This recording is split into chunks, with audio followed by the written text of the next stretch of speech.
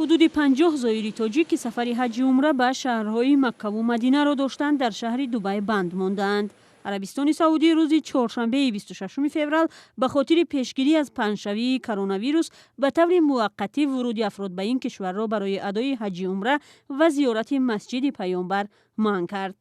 آنها عین حال در شهر دبی امارات متحده عرب قرار دارند و انتظار اشاره یا تصمیم بعدی کشور میزبان یعنی شایگری عربستان سعودی هستیم.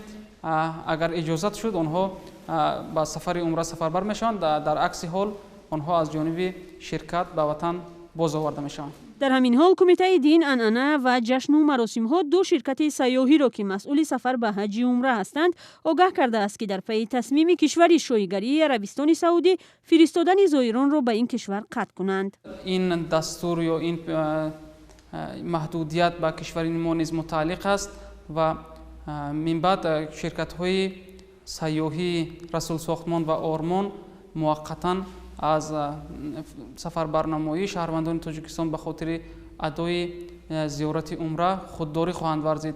اما در شرکت‌های سیاحی هنوز تصمیم نگرفتند که در برابر اقدامات شایگری عربستان سعودی از چه تدابیر کار بگیرند. در تاجیکستان دو شرکت آرمان و رسول ساختمان اجازه بردن زائران به حج عمره را دارند، ولی بعد از تصمیم اخیر کشور عربستان سعودی برای منع ورود زائران به حدود این کشور معلوم نیست که سرنوشت مشتریان این شرکت‌ها چی می‌شود. به ویژه آنهایی که الکی راحت گرفتند اکنون چیکار می‌کنند؟ مبلغ‌های آنها برگردانیده می شود و یا دریافت اجازه ورود به کشور عربستان سعودی را انتظار می شوند. این دو شرکت ها در این باره هیچ شرح نمی دهند.